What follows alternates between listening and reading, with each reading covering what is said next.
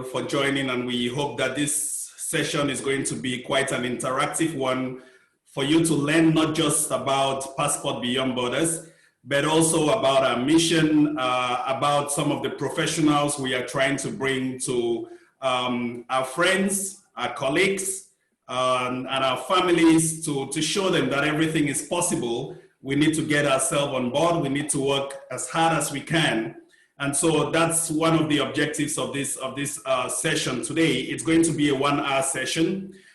So just to tell you a little bit about Passport Beyond Borders, this is a forum which my wife created in order to share our stories, the stories of Africans across the globe, the stories of leaders, of experts, of those striving beyond their borders and creating positive change.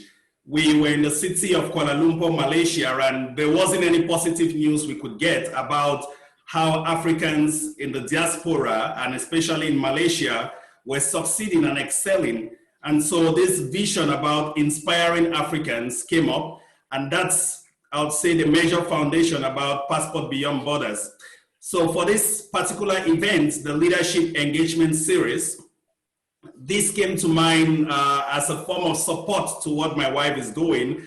But also I noticed that there is that lack of leadership trainings when it comes to most of our African countries, most of our educational system. And I thought to myself, I've been blessed to work with a lot of great people in my career life and also in my personal life. And I thought I share this with most of you who are joining into this call. So I am Felix Israel Tabenda Fomban. I work with Baker Hughes as a financial reporting manager, and I'm going to be your host for today to walk you through this session. Our guest for today, I have, I would say, a singular honor to really welcome him to this. Some of the questions I ask myself, if you could imagine to gain one new skill, what will it be? When I talk with him, I always ask myself, in today's employment climate, employee retention is very crucial. People struggle to get jobs. People struggle to sell themselves out there. And this guest speaker of ours has been a coach for me for almost a decade now, from the time when I was still in the university till date, not only on my employment opportunities, but on my personal career and personal life as well.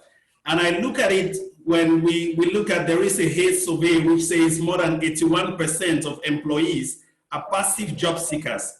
Now, in no way are we trying to condemn entrepreneurs or saying people shouldn't look for their entrepreneur, build their entrepreneurial skills. This is to say that if you are in the employment field, these are certain skills you should be able to work on. So, ladies and gentlemen, I present to you Dr. Andrew Ojong Tarh. Andrew Ojong Tarh was born in Cameroon and started his educational career in Cameroon professionally as well, and has traveled to several countries around the world, serving as finance manager, serving as directorship positions, and today he serves as the Chief Financial Officer for Seba Healthcare Group. I have the singular honor to present to you Dr. Andrew Ojong Tarh. Welcome to Passport Beyond Borders, and welcome to the PBB Leadership Engagement Series. Thank you, Mr. Tabenda. Thank you all, and it's an honor to be here. It's an honor. Thanks for the invite, and I look forward to sharing, spending the next 60 minutes with you all. Thank you very much, Ojong. So I will start off with this quote from John Maxwell. And towards the end, I hope the participants are going to learn something about it and connect it to your story. John Maxwell says, successful and unsuccessful people do not vary great in their capabilities. And I know those are some of the things you always tell me. You say they vary in their desire to reach their full potential. I want to start on a lighter note. And for you to tell me just a general introduction about yourselves, for our participants to know who our guest speaker is, your educational background, your professional life, and whatever thing you may want to add in there, like who influenced you growing up as a kid, just a little bit about yourself. Oh, Where do I start? I'll start with a simple one. My greatest influence was my parents. They were my parents, and they say education begins at home, and that foundation of wanting to be of believing in yourself was installed in us, in me, from my parents. And luckily enough, my other brothers and sisters also shared that vision, so I had people to look up to. On a profession, I was born in Yaoundé, grew up in between Yaoundé and Buea. I like to say I'm a Buea boy. Went to UB, went to Sase, went to Bureau Calls, Lycée, and went to UB, and then to the UK. Professionally, I've been lucky. I've had a few good jobs, just like you've had the ups and you've had the downs. And like I always say, it's how you deal with the downs. How you manage the ups determines how you deal with the downs. And if I can give a quote, my formula, I always tell people, I always tell students, or when I'm invited to give a talk, is very simple. It's a mathematical formula. Success equals readiness plus opportunity. This is the only mathematical formula that I don't think is reversible. Success equals readiness plus opportunity. Why? You have to be ready for the opportunity to come your way. If the opportunity comes your way when you're not ready, you can't take it, you'll not even recognize it. You think this is a traffic sign. So everything you do, you should be getting yourself ready for whatever opportunity comes your way. That's how you achieve success. Thanks. Thank you very much. Thank you very much, Dr. Andrew. And that brings me to the core of the discussion today. There are three aspects we'll be looking at. Firstly, on career development, your career journey, and of course, building a professional online profile.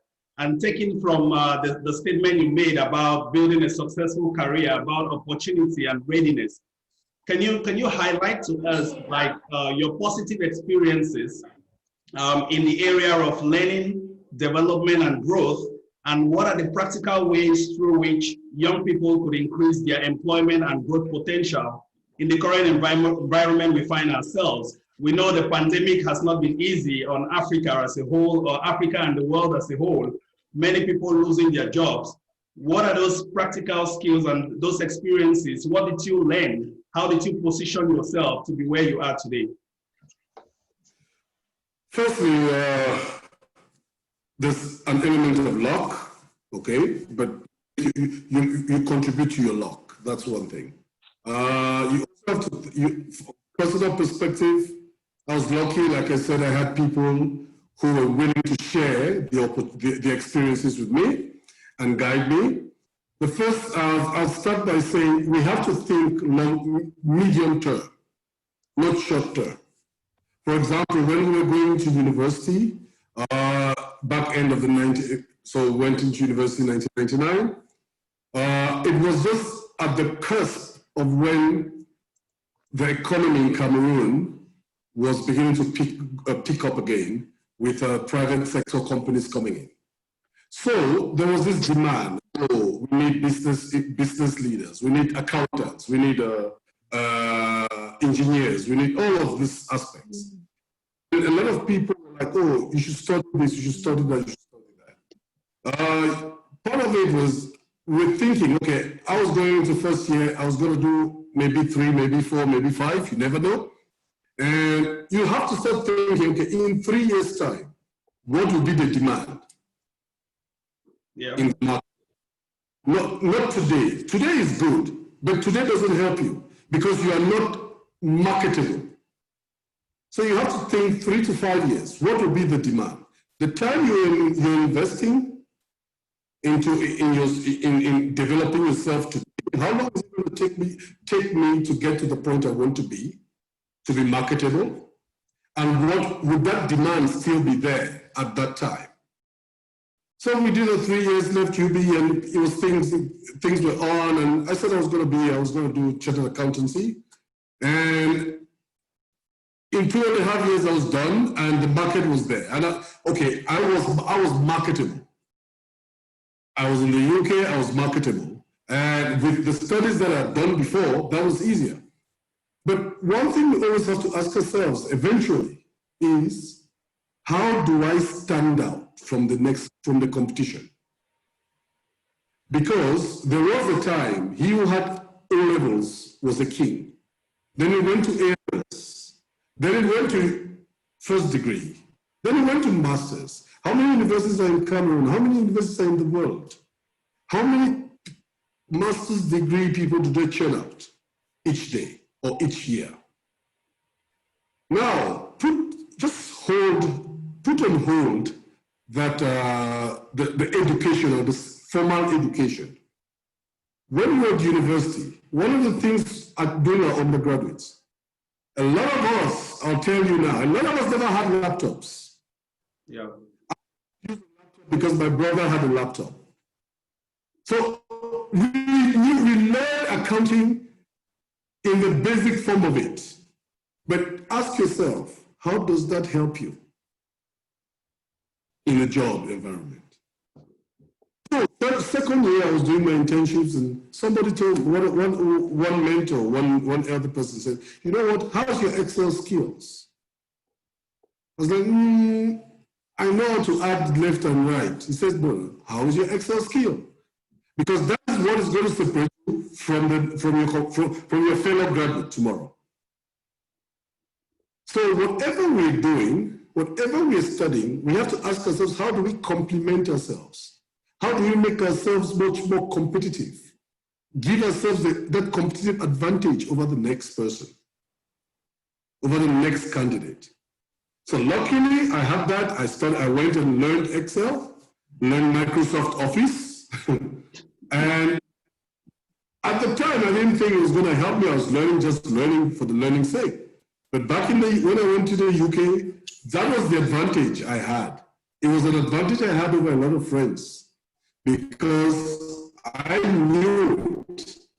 I wasn't perfect, but at least I knew the basics. So employability, back to your question, the formal education and the complementary education have to go hand in hand for you to be able to put yourself out there, stand out above the competitor of an employment phase. And it's very distinct. The CV phase. The CV phase, analyzing a CV is an elimination phase. Yeah. Because today, when you have a job opportunity, how many people apply? Thousands. Do you think the HR people have the time to go through all those 1,000 applications? No. That's not. Most use computer-based selection processes that say, okay, I'm looking for a treasury expert. Okay, go through these CVs in the system and give me the top 20 CVs that have the highest number of hits with treasury, cash, and all these other keywords. So when you look at an employee, you look at a job advert, you have to read it and you have to go through it and see the keywords, see what is the key core aspect of that job advert. You have to tailor your CV to fit, to match that job advert. There was a time I was laughing the other day, and I know I've told you this many times. I had probably 90-something versions of my CV. Yeah. For the jobs. Different jobs. They were all in finance. They were all in accounting. They were in accountancy, finance, but there were 97 different versions. Because each company has, and each role, they may be under the umbrella of finance or accounting, but they have a specific requirement. So you have to be ready to adapt yourself to the job that you're applying for. Now, after the elimination phase of the CV, they've gone through the CVs, they've picked up the CVs that they think are good, are suitable for the role. An interview phase is an acceptance phase. Tell me why. I know you're good enough, I know you can do the job, but tell me why I should employ you over the next person. So a CV phase, you're pretty much, you have no control. The only control you have is how you tailor your CV while submitting on your cover letter. But if you're on the offensive, you really don't have, you have nothing to apologize for, because the employer has looked at you and says, from your profile, I like this person already. But okay, there has to be competition. There has to be competition. I'm bringing 5 people or 10 people for interviews. They need to tell me why I should employ them over the next person. So all of this goes, if I can wrap it up in one aspect, you control 50% of the process. But that 50% of the process is not only at the interview stage, it's at the getting ready, part of it at the getting ready stage. Do you have the, you must have the certificates, you must have the formal qualification, but do you have the soft skills? Do you have the complementary skills? In finance, I would say the moment you're getting to a certain level, the moment you're about to finish your education, your formal education, you have to start looking at learning ERPs, enterprise resource planning systems, SAP, Sage, QuickBooks, whatever. You have to start learning them, because the Oracle, because there's a high chance that one of the potential employees that you'll be applying to will be using that system. And do you think they'll employ you to teach you from grass versus some other person who has basics and just needs to be topped up? Back to you, Felix. Thank you very much, Dr. Oj. You've covered a lot of things, and most of the questions I had in this first part of career development in terms of the career traits, the important traits that, for example, somebody like you as a CFO, those things you look at. And if I can add there, one of the critical things you've mentioned is about what differentiates us, what differentiates the employee, those applying for a job, as compared to others who are also applying for this same job. So those skills, kind of things which we normally do not, it's not been taught most of the times in our universities. The Excel skills you spoke about, Microsoft Office, and just to emphasize that this doesn't necessarily apply to just the financial sector or the finance profession. There are soft skills that cut across the respective jobs or respective opportunities we find out there.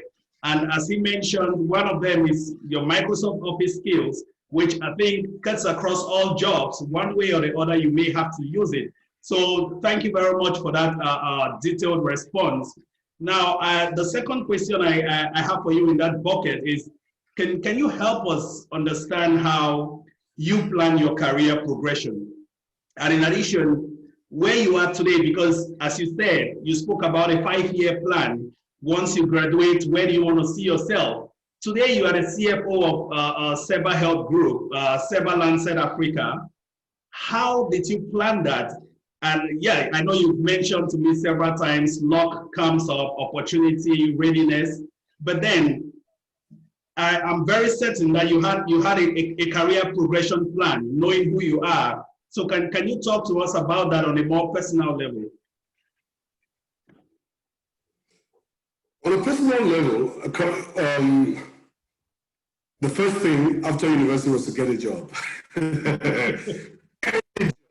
Be it a driver, be it a mailroom person, any job, get your foot in the door. Once your foot is in the door, then you can get your head in the door. And after that, you can start working your way. My path has been varied, okay? I worked for different companies. I worked for Vodafone, I worked for the military, I worked for different Nokia and other companies. But part of my planning was not just the company or the money, was where I thought I could learn. I could improve myself. That's the first thing. At the time, the early parts of my career was more, okay, who I wanted the job, okay, but could I learn in this job? One of my first jobs, my first boss told me one thing. Andrew, if you are still doing the same thing in this company in 3 years, then I have failed and you have failed. That is the first thing. So she put an ambition, the ambition in my head. And that she said, in 3 years, if you're still doing the same thing, I will fire you. It means you're not growing. That is for the retired people. When you have a job, you have a job and you're coasting to retirement. So that put the fear of, I would love to say the fear of God, but that put the fear of getting of losing your job in my head. So at the end of the first year, we had a review and she's like, yes, you've progressed, but you're still doing the same thing. So you have 2 more years. Wow. And by the end of the second year, I was asking her, what else can I do? What else can I do? What else do you have for me? That challenging her. And by the end of the third year, I was doing 80% of something different that I never dreamt of. The same people with whom we went in together, they were like, wow. And by doing that, it made my marketability and employability shoot up, increase, which meant I didn't end the third year. I was in another company in another job. Another role.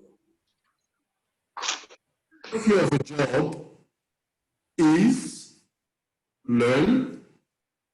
Second year, consolidate your learning. Third year, prepare your replacement.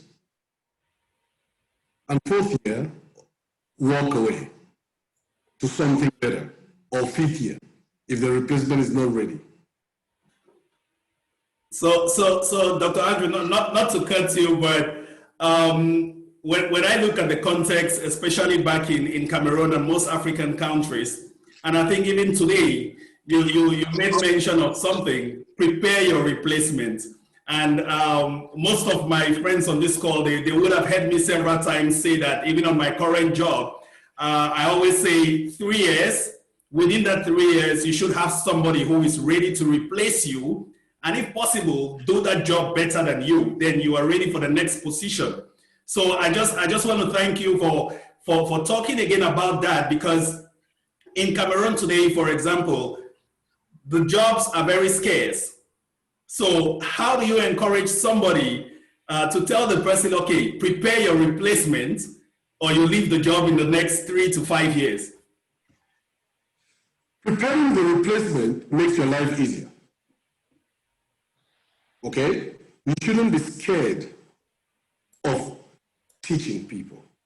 In all the jobs I've been as a departmental head, when I've left, my replacement has always come from within. One of the people I've either recruited or someone I met there and formed. And it's a pride. And like I said, my first mentor, my first boss, we still talk today. Yeah. So in the question in Cameroon, jobs are scarce. Yes, jobs are scarce. But the mentality is, that's why people die in jobs. They don't go on holidays. They're scared to go on holidays. Yeah. Because they say they are the ones who can do the job. In the company, you are a team. You are only as strong as the weakest member in your team. It doesn't matter if you are Real Madrid or Barcelona, you play well, but your goalkeeper is a mess. Your defenders are a mess. No matter how many goals you score, you're going to lose. You're going to end up losing. That's the reality. Upgrade your team members. Upgrade them, and your life will be easier. You end up. You need to spend 20 hours at work.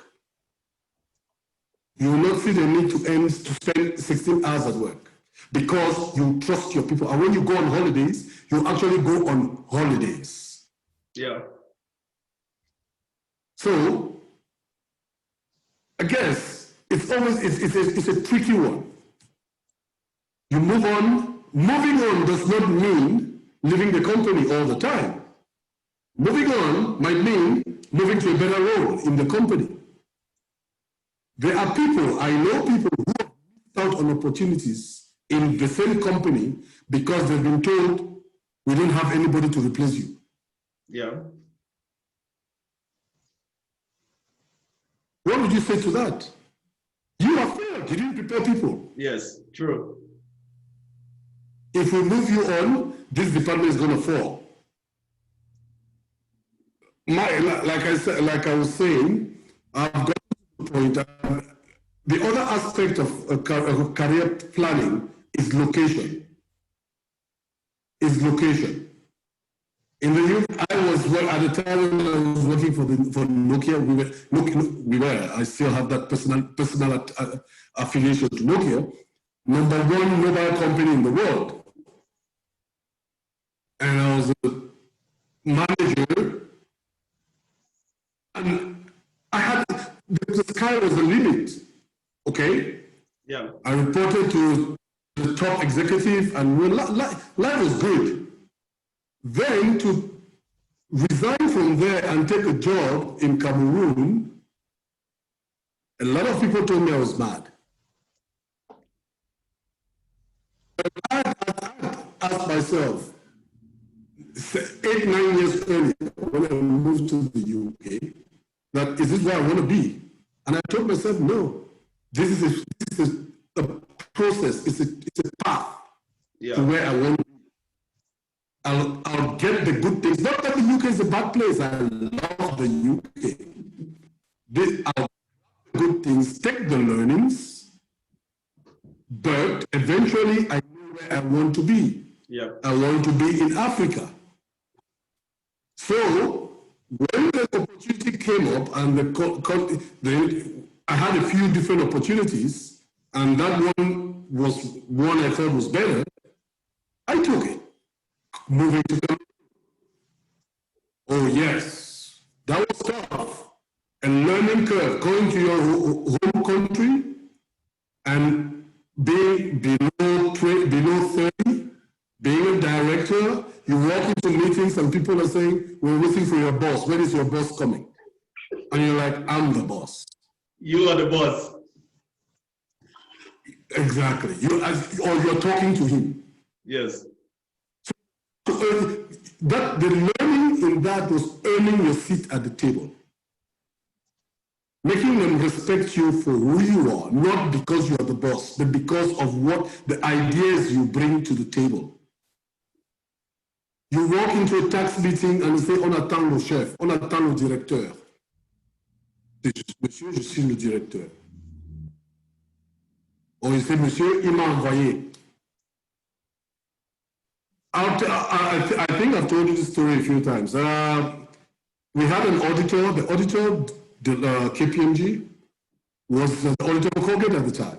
And a new person comes in, the partner, it's customary that the partner goes and meets the new director. Yeah. This guy, he's a very senior member in the accounting field. He sits 1 month, 2 months, 3 months, 6 months, he doesn't turn up. So I send a message and say, well, I don't have auditors, so I'm going to look for new auditors. Then they request a meeting and he sends a manager. So I tell the manager, sorry, I'll receive you out of politeness, but it's your boss I need to see. If not, I'm canceling the contract. And eventually he comes and he makes this comment. He says, when he walks, he says, donc c'est l'enfant-ci qui m'a fait déplacer de mon bureau.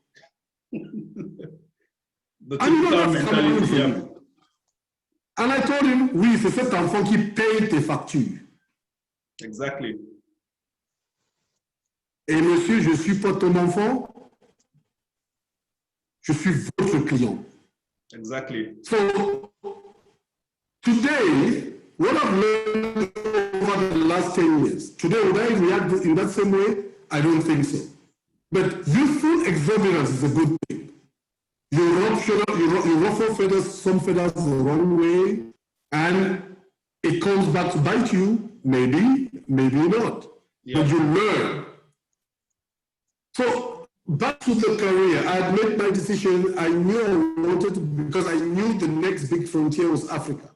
The next big frontier where a person of my color, my heritage, would still face some discrimination, but not as much. Because imagine back in the UK, you guys, you walk into a meeting and they're like, so where are you from? You say Cameroon. Cameroon, they knew Cameroon because of Roger, they would say Roger Miller, football. And all of that. But they're still like, okay, someone would go to the point of asking you over coffee, how did you find yourself here? You're in a meeting, there are 20 people or 30 people, you are the only I'll say non-British with that accent. And I made a conscious effort not to take the accent, not to learn the accent. Because I told myself, you either accept me for what I bring to the table, or I'll go my journey, continue my journey until I meet someone who accepts me for what I bring to the table. So Dr. Ojong, we have a few. Before you interrupt, just a quick one. This is very important. Believe in yourself, believe in your heritage. Yeah. Because that heritage is what differentiates you from the next person. There's a great actor, there's a good actor, Oluwumi, something like that. He acted as Martin Luther King in Selma. Yeah. When he was coming up, a lot of his agents told him to change his name, that his name is not star-worthy. Because it's Nigerian, it's a long name. And he told them, if they can't accept me for my acting skills, they wouldn't accept me for my name. Exactly. Even if I make it John Smith. So believe in yourself. Back to you. Thank you very much, Doctor. So we have, and just for the participants, please, I see your questions coming. Feel free to send them in. So we have a few questions for you, Dr. Ojong. And one of them is talking about this mentality. And I think you've answered it, because you made mention of the fact that we need to, first of all, even accept our heritage when it comes to this aspect of our career progression, defining ourselves, trying to put ourselves out there, being competitive in this market. And I think I have this question from Olive, who says, I love the part where you said we have to change our mentalities. Understood, like having a career profile. And then someone else, I think Sharon mentions, I like that walk away, do something better. And the next question, if I may ask, what then will be your retirement plan, moving from one job to the other? And I think this question, that's based on the system we have, especially in Cameroon. So just for you to answer on that.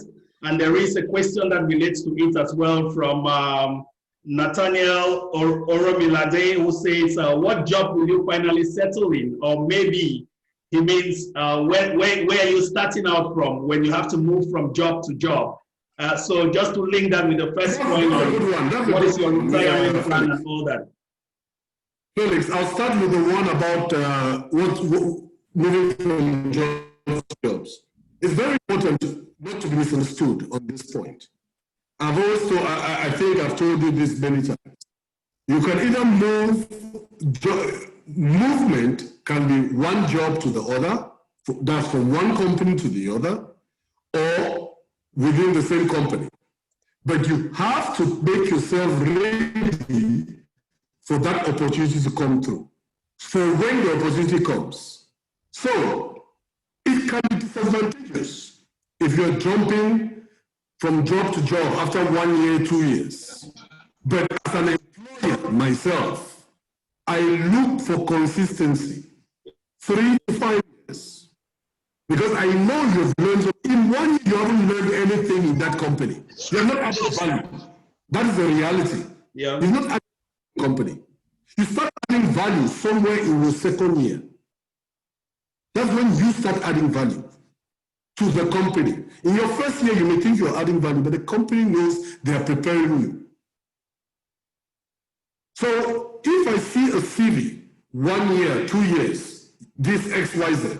I start asking myself, does this person have itchy feet? Or are they just after the money? Money is good, don't get me wrong. Yeah. I look for money. There's a time in Nokia where you have to put money as a back burner. I took a pay cut leaving Nokia to Cameroon.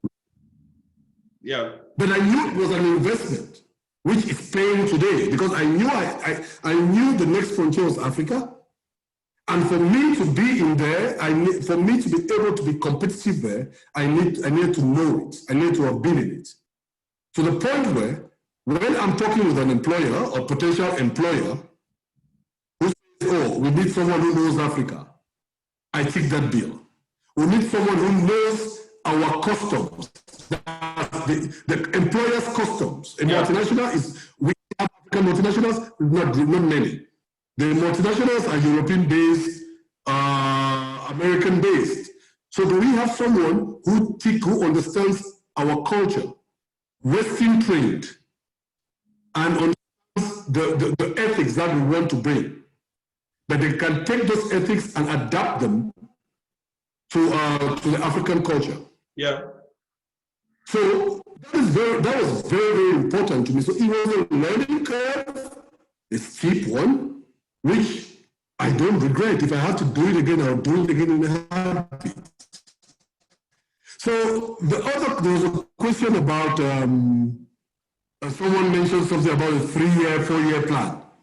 Please remember one thing, the fast-moving pace of the economy is true, but there are certain things that don't change. Today, tomorrow, till thy kingdom come, it wouldn't change. An employer, what does an employer look for in a person? As an employer, I look for the skills, and I look for the willingness to learn. Usually people don't get a job, not because they are not qualified or they can't do the job, but they have not shown the willingness to adapt and learn. And an employer would say, oh, yes, he's going to come, he's going to do the job, but would he be able to embed in my culture? Yeah. Or that I want to, that I've built in the team or I'm building the team. You have qualified people, take a football team.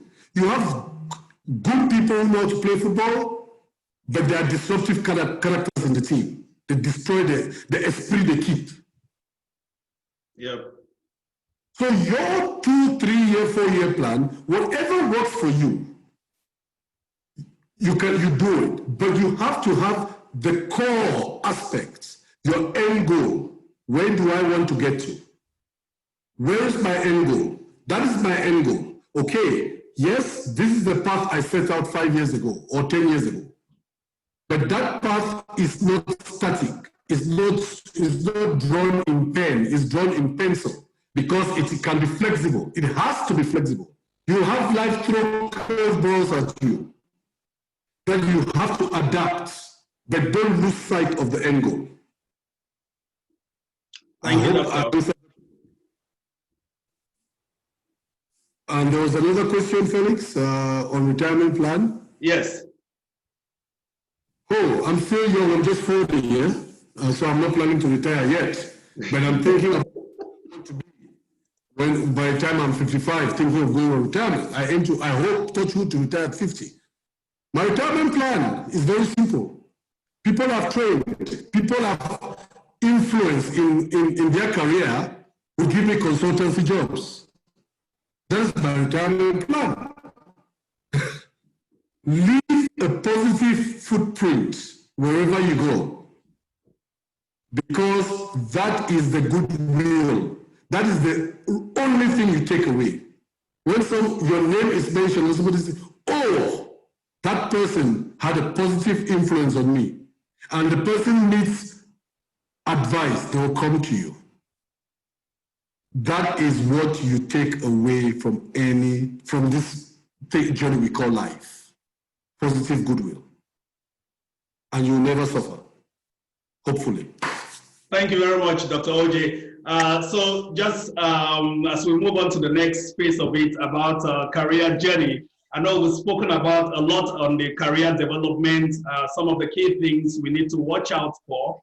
And on this second aspect of it, I hope we take probably the next 10 minutes or so to discuss on your career journey, because I want people to be able to, especially those back home and in Africa as a whole, and even those abroad, to see where you started from to where you are today.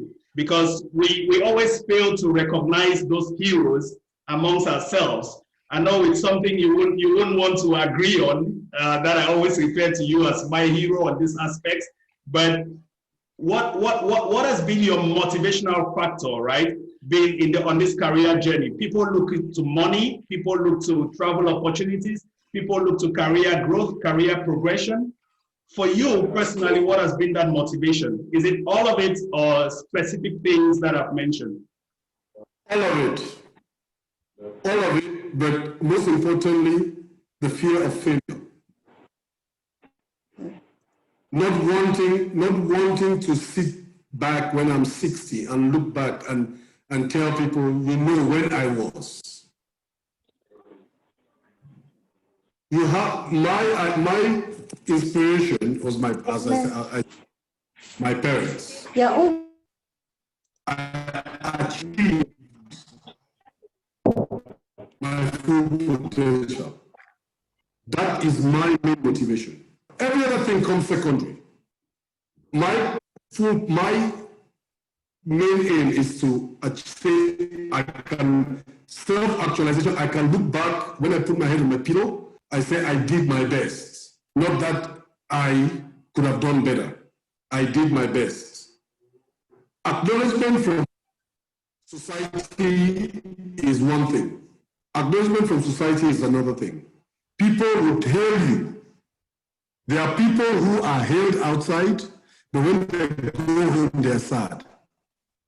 Yeah. The first thing was to make my parents proud. Okay? Knowing that, and the family knowing that, yeah, they did something right. Now is trying to leave a positive impact so that my kids can aim for something better. Saying, okay, if dad could do this, then I can do it and I can do it better. And I remember the first day we met, you walked in to my house with your very good friend, Victor. Victor. Yeah, but one thing that stood clearly, I remember telling my wife that I said, he has potential, was your humility, one, and I'm not saying it because you're on this call, okay? Your humility, one, and your willingness to learn. You asked a lot of questions.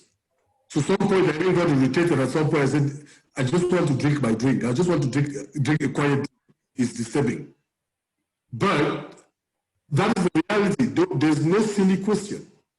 Yeah. There is no silly question. You may think it's silly at that moment, but the answer might help you 2 years down the line. Thank you very much, Dr. Ojong, for those compliments.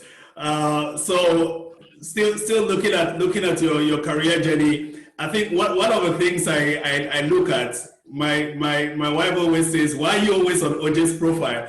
Probably if LinkedIn is supposed to look at those who focus on your profile, I think I should be at the top of it. But looking at your career journey and your professional online profile, one can feel extremely terrorized by your list of finance and leadership certifications. As a leader, how do these certifications and other development opportunities, how have they helped to nurture and reveal your skills and your talents? And how did obtaining these certifications influence your careers and your skill set? Because the reason I ask that is because on the job, doing the job, we have leaders who feel you must have a specific qualification to get to a certain level. For others, they feel you need to develop that innate ability to get to a certain level. So how have those things, because I say you have both, but for the professional certifications in particular, how have they helped you to skyrocket to where you are today?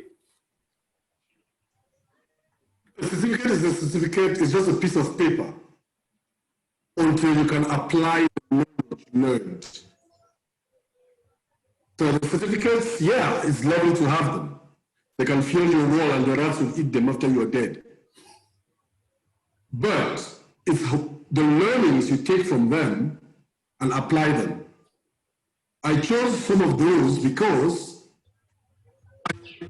I've been lucky, I've had bosses and mentors who have been very ruthlessly honest during one-on-ones. Yeah. To tell you where your weaknesses are without fear of failure or fear of hurting your feelings. And at times you walk out of those meetings and you're like, shit, excuse my language, I'm leaving, I don't like it. But when you get home and sleep and have a glass of something, and you get up in the morning, you're like, but that was the truth. And then what you do with that information is up to you. Do you bury the information as if it never existed? Or do you set out a journey with a plan to remedy that situation? You can't remedy your weaknesses. We are not perfect. You can't remedy all of them. You can't fix all of them. But you can fix one at a time. Yeah. And so professional learnings that I've done, courses and trainings, a lot of them have been to fill a gap that has been identified, either by myself or my boss or a coaching session, whoever, or even a mentor. A very good, there's a mentor in the UK, I always call him my grandfriend, Julian Ebai. He was always from the beginning to the end, or to now, which is not the end, to now, he's always been in my case. He's not been scared to tell you when you're messing up, even when others are hailing you. He tells you you've messed up here. You have to calm down. You know me, I'm a hot-blooded person. But over time, you learn that people will push those buttons for you to react. Yeah. Don't do that. So you're not, that aspect of calming helps you in your professional world. Because to get to a C-suite level, that's the truth, you need to have some level of level-headedness, calm, and people have to trust you, knowing that they'll say something that is said in the boardroom. You're not going to go outside because somebody has annoyed you and go and start blabbering it out. Yeah. So you talked about the C-suite. The C-suite for most of us on the call, that's the chiefs of the company, chief investment officer, finance officer, the chief executive officer, and all. And during an employee's career journey, I think it's one of those great moments that we look forward to meeting either the chief financial officer or the chief executive officer, and every employee looks to that. But I want to turn the tables and ask you, as a CFO you are today, as a member of the C-suite, what are your expectations when you meet your employees? Part of my expectations, first of all, they're not your employees, they are your colleagues. We all start by being colleagues. Thank you for that correction. Yep. Once you start by saying, I'm top, you're bottom, there's a problem. Yeah. Your colleagues, because they all have something to offer. When I meet my colleagues, the first thing I want is, what can we do better? I need honesty. What can we do better? We are not perfect. Management is not perfect. So what can management do better? The performance, to help you improve contribute to the performance of the company, to an improved performance of the company. Because at the end of the day, we are there to make the shareholders better, to add shareholder value. Yeah. So I always want to know what we are not doing right. It's not what we're doing right that matters, because we are already doing right. We want to know what we are doing wrong or what we are not doing very well. The HR people on the call would know what I'm talking about. You don't spend time concentrating. If you're a right-handed person, you don't spend time improving your right hand. You start spending time improving your left hand, bring it to a point where you know you're balanced. So it's very important. I meet I meet my team members every day, or every time I meet them. Somewhere, somehow, I always try to grasp something, some information that they will not willingly volunteer in a formal setting. Thank you. So and to jump in on that as well, in a world polarized by racial inequalities, I know today you are based in South Africa, you've worked in the UK, you've worked in Cameroon, you've worked in Congo, and today you are based in South Africa. And in all these places, it's been multinational companies.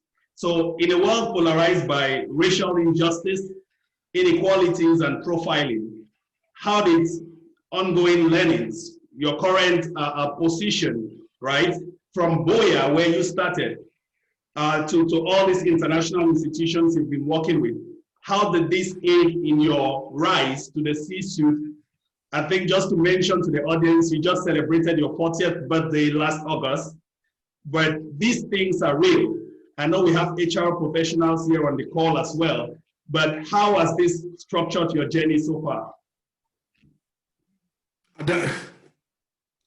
You take the learnings from your diverse background, the people you meet, where you come from, where you've been. For me, it's just that. I've had, like I always say, I'm lucky. I've had people around me, a lot of people around me who've always wished the best for me. So they'll tell you the brutal truth. You take that, learn it, and implement it. Racial injustice, it's very clear. Even in Cameroon, where we say we are Cameroonians. You want to employ someone, they'll tell you that person is a Bamenda man. I'll use that phrase. Yeah. Or, don't you have a Bayangi brother that you can employ? Why are you employing a Bamenda person? That's among Anglophones. Yes. Not to talk of Anglophones versus Francophones. And that is just a microcosm of the bigger world. You walk into a place and they're like, did we have Congolese to employ, or South Africans to employ, or French to employ? Why do we employ this foreigner? Now, how you deal with that matters. Most of the time, I've always tried first to embed myself with the people, with the society. In Congo, when I walked into Congo, there was hostility. But by the time I was leaving, 5 years later, we were brothers. And my colleagues came to Cameroon. My Congolese colleagues flew to Cameroon 4 times. Because you build that trust. You make them understand. You are not there to teach them. You are there to help them and for them to help you. Yeah. Same thing in Africa when I did a stint in Haiti, it's the same thing. All you have to do at the moment is go in there and know that, ask yourself, if I was in their shoes, how would I feel? How would I feel? Yeah. So coming to tell me I don't know anything, or someone coming to say we are on a journey, we are in this together. Truth be told, some people will accept it and say, we're cutting ties, it's time for you to leave. Those who accept it, take your hand of friendship, and knowing that you have to know if you're giving a hand of friendship, you have to be ready to receive a hand of friendship as well. And to be told when you're wrong, and not just when you're right. And that is something we as Cameroonians, we take it for granted. We have that advantage that we don't leverage on. We are bilingual. Yeah. Most Cameroonians, it can be a disservice that we don't have a language that is ours, that we can universally say these are languages like Kenyans. When you meet Kenyans, 90% of the time they'll be talking Swahili. Okay? Nigerians, they're not talking Igbo, they're talking Yoruba. Ghanaians, if they're not talking, what's the language again? I forgot it, but they have their language. Senegalese are talking Wolof. Cameroonians, we don't have that. It can be a disservice, but the fact that we are bilingual, and when we start talking, a lot of people, foreigners don't know where to place it. They're like, that accent is not Congolese. That accent is not Nigerian. Yeah. That accent is Ghanaian. It's not Ivorian. Where are you from? And the fact most of the time we speak from English to French like that. That is an advantage that we should, as Cameroonians, leverage on. But we don't, many times. And Cameroon, that diversity that we have, Africa in miniature, that we have, whether we like it or not, somewhere in our paths, our educational paths, we've mixed with an Hausa, with a Fufube, with someone from the east, with a window, with the Banso, the Bangi, whatever. That somewhere along the line, we have learned something. We've taken something from that encounter. Yeah. That if we back, helps us adapt in different multicultural environments. Because it's very key. Employers look for people who can adapt, especially multinationals, people who can embed themselves into a multicultural environment. Thank you, Dr. Ojong. So as we run towards the end of this program, just two last questions for you, and probably any final words. But so the first question. This year, 2020, has been mad. About half of the year already gone with COVID-19 pandemic, a crumbling global economy, increased numbers of redundancy. So as Ogbe puts it, a pandemic year, right? Now, on a more softer note, working from home, but many forget that to see the impact this has had on executives like yourself, international employees and their families back home. You have been in South Africa, I think, if I'm not mistaken, throughout this pandemic. How have you managed along this crisis in terms of your family, in terms of your job? And if I can add to Ogbe's question, how does this change the dynamics moving forward into the future of work? First thing, if I take the work aspect, a lot of companies have realized they can function with 60% of the staff. A lot of companies were fat, heavy, okay? They were not efficient. So the future of work is going to be challenging. A lot of companies are going to say, okay, you know what, we need to be Lean Sigma. They're going to be looking for efficiency experts to come and identify how efficient they are, how they can improve their efficiency to be much more competitive. So if you don't have, you as an employee or a job seeker, you don't have that standout skill that separates you over the next person, it's going to be tough to get a job, because one thing is for certain, there are going to be a lot of people out there looking for jobs with maybe more experience. But that does not mean it's impossible. It's not impossible. The pandemic year, very importantly, in the last 6 months, ask yourself, what have you done to improve yourself? I used to travel probably 3 weeks of the month. I used to be on the plane 3 weeks of the month. Really had no time for myself. But this last 6 months, being in one place, true, I'll be being away from my family, which I'm looking forward to seeing them sometime in the next week or two. What did I ask myself? I gave myself 2 targets. By the time we come out of this pandemic, or we come out of this phase of the pandemic, I need to add 2 certifications to my, I need to learn 2 new things. That I did. The second thing was, I felt I was overweight. I was over 100 kgs, 103 to be precise. And I said, by the time I'm 40, I need to be at 85. And by the time I turned 40, I was 83. So it's not only negative. You can spin every negativity, every situation that is seen as negative to positive. Yeah. It depends on what side of the mirror you are looking at it, the periscope you're looking at it. Choose to see the glass half full, not half empty. So I never loved running, but I find myself now, if there are days, if I don't run for an hour, I feel like there's something wrong. What does that say? Get yourself into the beast mood. I call it the beast mood. The mood of the beast, the mood of the lion who is out for a kill.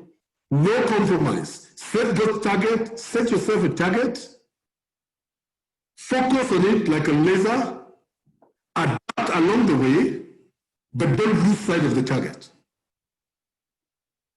For me, it's been tough with advancing technology, WhatsApp, video calls, all of that. But also, these two targets gave me motivation and something to do that took my mind off the frustration of not being able to go see my family. Yeah.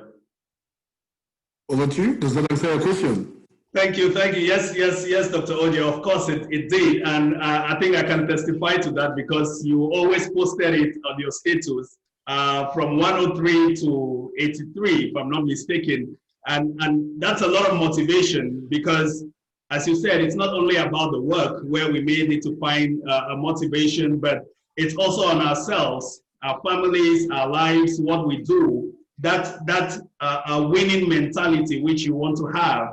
And so before I ask you the last question, I just want to find out from our guests who are attending this session today, any last question for the speaker? Just type in, if you have any question, please just type it in. Any last question for the speaker?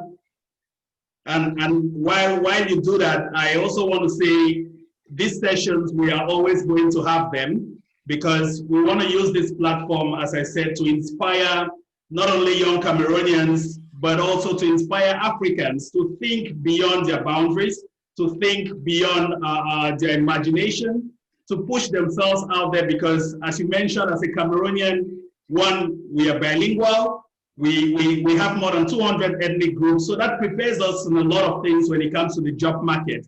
And even for those who have jobs or who have, businesses, who want to start up a business, I think most of the points Dr. Andrew has raised are things which we need to hold dear to ourselves as Cameroonians and Africans in particular.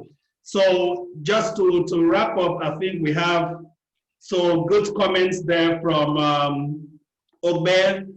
Thank you very much for your feedback. He is a role model to emulate. That's to you, Dr. Andrew. He has demonstrated his agility to the max. So thank you very much, Olive. Yep, I have obviously learned a lot. So to wrap up this, I have one last question to OJ.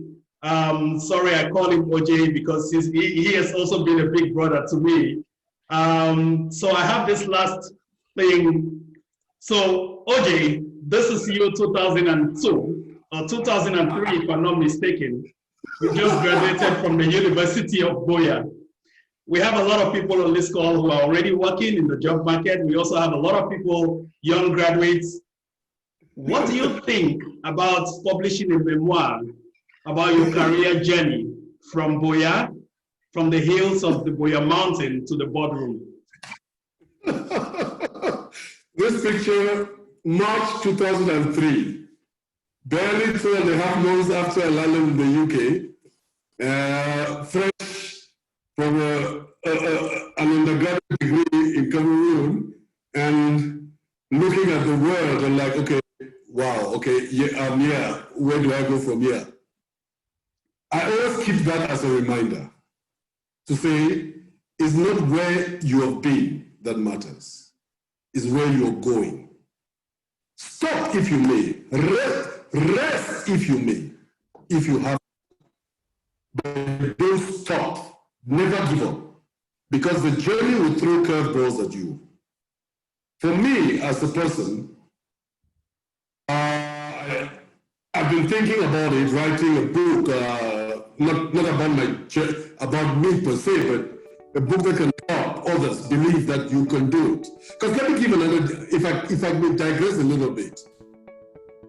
I'm in the UK, a degree, hot, warm, you're happy, you apply for jobs, and some even call you for a phone interview. And they're like, yes, you say you have a degree in which university? University of Bia, how do you pronounce it? You understand? You're already at a disadvantage, whether you like it or not. You get that with somebody who comes from a university called Oxford, Westminster, Bolton, like Ojong. The chances that they're able to call you for an interview is very slim. But like Julian Tabiabai told me, he said, young man, you are here, it's a level playing field, it's what you do with this opportunity that matters. Yeah. So I had my plan, I adapted the plan, set out that I was going to be the best I can be, and I was going to make sure you don't reject me because I'm not good enough, but because someone else is better. Yeah. What we have to realize, you should not get the job not because you are not good at it, but because someone is better. And even when you don't get the job, take the learnings, call back and ask, what can I learn? What is there a feedback you can give me? Because that is what is going to help you at your next interview. So yeah, that journey of saying, okay, what am I going to do? How do I get there? Is my story. You are my story, Felix. You are my story. Thank you. You are my story. You left UB, Kameko, did what you did there, abandoned them. I remember when you called me that I have this interview with Baker Hughes. Like, yeah, you're like, are you sure? I said, the fact that they've called you. Yep. They have many cases. The fact that they've called you, they know you can do it. Now go prove to them that you can do it. You get there, you did it. I remember coming to your place in Dubai, and I saw it. And you told me you're getting married. You got married. Oh, we are going to Kuala Lumpur. I'm like, oh, is that how you tell me you're going to Kuala Lumpur? Where's the bottle of whiskey? I'm still waiting for that bottle of whiskey, by the way. Then years later, grandfather, I'm going to Aberdeen. I'm still waiting for the other bottle of whiskey. So there are 2 bottles of whiskey that you owe me. So, but I guess for the others, what I'm trying to say is, my story is not unique. It's not unique. There are many people out there. You'll be surprised how many Cameroonians you would meet that have this story, but we don't have a platform to share and mentor each other. That is the problem we have. Cameroonians are not united. One of the things, if I may go back, one of my first big breaks in England was not by a Cameroonian. Cameroonians were always telling me, petit frère, you tell you okay your degree, but I don't find home health work, don't find healthcare work, be cleaner. I say, grandpa, I know some clean sheet. I'm not very clean for my sheet. Petit frère, when you go settle, you go find that below. That's what they used to tell me. It was a Nigerian who was suddenly said, young man, I've worked you for the last 3 months, persistently asking people if they have contacts. Okay, send me your CV, let me look at it. And I sent him my CV, and the first thing he said, your CV is not suited for this market. You have to change the format of your CV. That's something we're going to talk about. If I may, I know we have overshot our time. Your CV is very, very important. How you structure your CV. If you're applying for a job with a French company, a company that has a French culture, the CV is different. They like to see your age. They like to see your status. They like those things. The British and the Saxon way is different. Very important. Today, I see work on my CV, and 4 years ago, I actually paid a professional to work not just on my CV, but on my online profile. So there are times you have to do it. You need that external help. So when he looked at it, he said, no, Petit Frere, come, adjust this. You have to change it. He sent me a sample of a CV, said, work on it like that.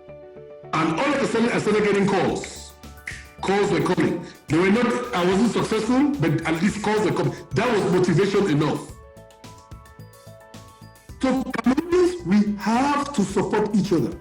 The time of fighting is over, should be the past, should be in the past. Those were the older generation, our elder brothers. As younger people, we have to be ready to share. I know a lot of Cameroonians I've met in South Africa that I never knew before. Top executives in the different companies. A very good friend of mine went to school together, secondary school. We lost touch 20 years ago. He's the Chief Information Officer of South African Post Bank, a national post bank. How many IT people are out there, young IT aspirers, who need someone to guide them? Many, but there's no platform. And that's when Felix, you told me about this, I was like, wow, that is very interesting. Very, very interesting. Because this should be a platform. It shouldn't end here. That, okay, we talk for 1 hour and a half hours, we'll walk away, forget about it. Mentoring is very important. Sharing, mentoring is a two-way thing. I'll learn from you as you learn from me. And networking is the next thing. You have to network. No one is an island. No one succeeds as an island. There is no self-made person. Let nobody fool you. There is no self-made person. Everybody has needed a support. Someone to vouch for them, to push them at some point in their life.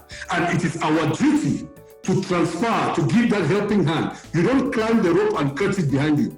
You climb and you send the rope down further to pull some other person up. It's a domino effect. It multiplies exponentially. One person helps me. If I can help two people, those two people can help further two people, and that's how it grows up. It expands. Who knows? It may be my son one day that one of you would help, or my daughter. Yep. Don't be selfish with the ability to help. Impart knowledge. Advantage. Transfer your knowledge and network. Our network is very important. Without the network, you have nothing. And one last advice to everybody, position yourself so that someone higher than you would be ready, would trust in you, would see potential, trust in you and your ability, that they'll be willing to use their goodwill for you. Because behind closed doors, where the major decisions are made, is not on your performance evaluation sheet.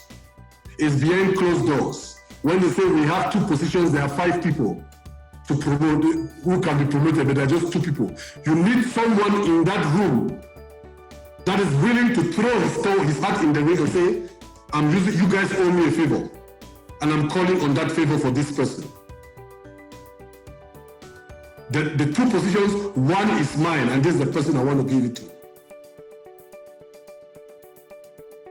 That without having that person, your angel in the work environment, it may not be in the same company, but in that your field and who is higher than you, or somehow, who is in a decision-making position. Yeah. If you don't have that person, you find yourself being a doer all the time, and other people being the leaders, the decision makers. I hope it's been helpful.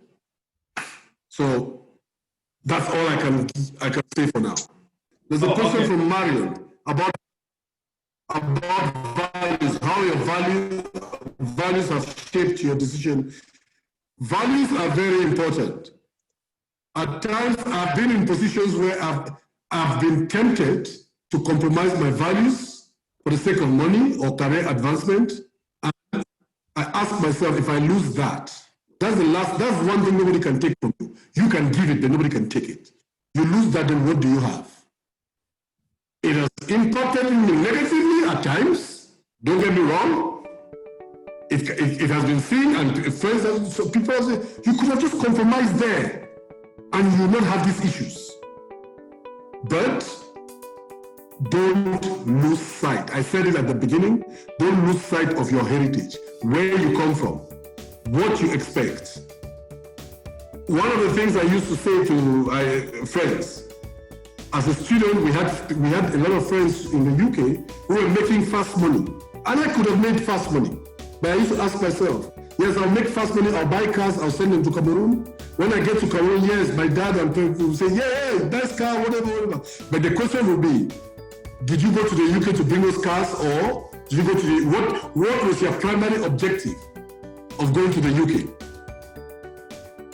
And if I could not answer that objective, then I would have failed, no matter how many cars I brought. I hope I answered your question, Marion. Back to you, Felix. So thanks very much, Dr. Andrew. And just on the last note there, I just want to say this is a commitment from the leadership of Passport Beyond Borders that we are going to have these sessions with a lot of professionals. And most of you who have subscribed to this channel, to this blog, or to our website, you will know that we have had entrepreneurship forums, we have had leadership talks, we have had Cameroonians soaring abroad, a lot of stories, Africans, Nigerians, Kenyans, Ghanaians. We want to use this platform to let people know that you too can make it. You too can sit at that seat where you have Dr. Andrew sitting today. It's all about your drive, it's all about your potential, but it's also about the network you build around yourself. Who are those people who motivate you? Who are those people you look up to? Who are those people, as Dr. Andrew puts it, that can stick their responsibility on a rope and say, no, I want you, Marion, to sit at that position. I want Marion to sit at that position. I want Felix to sit at that position. So let's be able to build that network. And as I said, we are taking that commitment that we are going to get more professionals like Dr. Andrew on our show to talk and mentor people and guide you in your career journey and to the next step. So once more, thank you very much for all the participants who were able to join us, 21 of them today. Thank you. Send in your questions on our Facebook page, on the website. We'll reach out to Dr. Andrew and of course, get back to you with the responses. So thank you once more, Dr. Andrew, and God bless you there in South Africa. Have a great time and of course, a safe journey when you fly back to Cameroon to meet with your family. That was it from PBB. Thank you and have a blessed day.